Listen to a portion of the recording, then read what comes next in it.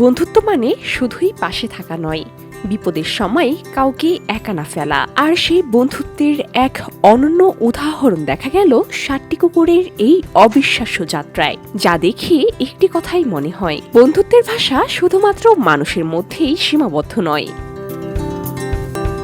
ব্যস্ত রাস্তার এক পাশ দিয়ে পা মিলিয়ে একসাথে চলছিল 7টি কুকুর। সবার সামনে ছোট্ট একটি কর্গি, আর তার পেছনে 6টি বড় কুকুর। মাঝে মাঝে ঘাড় ঘুরিয়ে দেখে নিচ্ছে তার সঙ্গীরা ঠিক আছে কিনা। আর বড় কুকুরগুলো যেন দেহরক্ষীর মতো আগলে রেখেছে তাদের এই খুদে নেতাকে।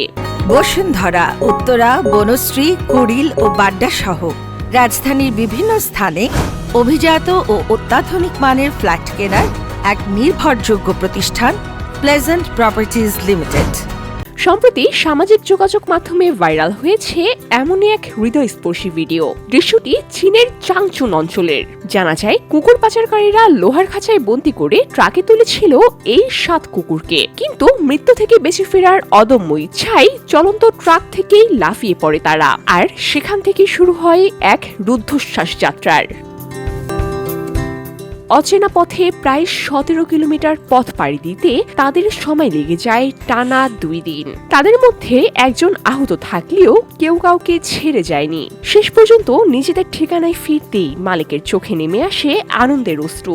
বিপদের মুখে বন্ধুকে আগলে রাখার এই অবিশ্বাস্য বীরত্ব গাথা এখন জয় করে নিয়েছে সামাজিক যোগাযোগ মাধ্যমে লাখো মানুষের মন। বন্ধুত্বের এই ছোট্ট গল্পটি যেন মনে করিয়ে দেয়, বিপদের সময়ে যে পাশে থাকে সঠিক অর্থে সেই সত্যিকারের বন্ধু। মানুষ হোক কিংবা প্রাণী, বন্ধুত্বের বন্ধন যখন সত্যিকারের হয় তখন কোনো বিপদে তাকে আর আলাদা করতে পারে না।